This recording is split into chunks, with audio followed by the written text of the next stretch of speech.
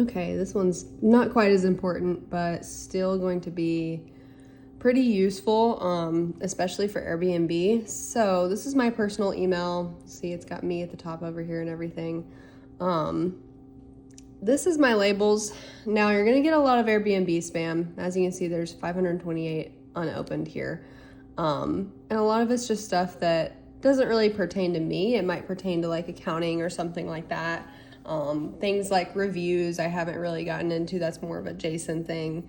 Or reservation confirmed. We already get other notifications for that. Especially if you're in the inbox, you're already gonna see that somebody's already messaging about things like that. So anyways, these are things that are just not very important. But yet I still want to have other Airbnb notifications. Like if somebody, of course there's not one in here, but if somebody pays a money request for a garage door opener, like, okay, if you're on inbox, you probably want to know that, immediately and get a notification of that. And email is going to be the only way that you get a notification of that. So anyways, here's kind of how I've found to clear out your inbox, but keep the important stuff.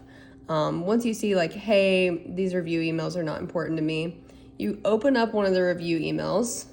You're going to click these 3 little buttons, and you're going to see right down here where it says filter messages like these. And I'm pretty sure you can only do this on a laptop or desktop.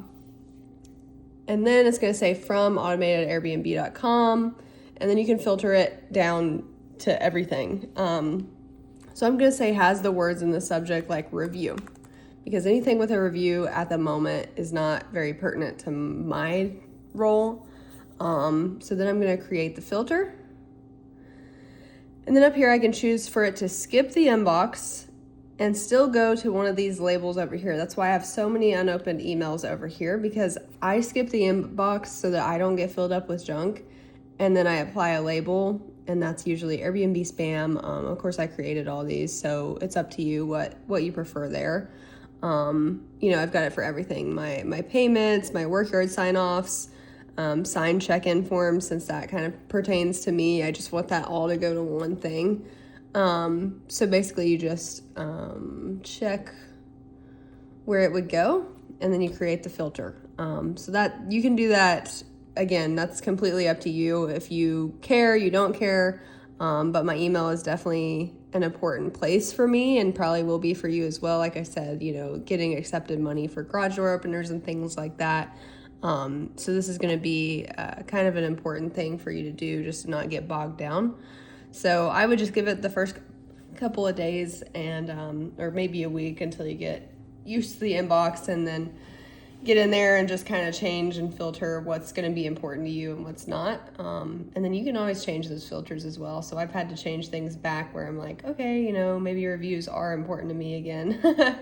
So I do the same thing. I have breezeway spam. The August locks will send out a notification. I have it in the guest relations email as well. I have that set for the August locks, so any kind of August notifications go right over here. That way we don't have to worry about getting bogged down. Google Voice is the only thing that I don't have it skip the inbox, because I definitely want you to know if you have missed a call. If you have missed a call, Google Voice will always send you an email whether or not your work phone did or didn't ring.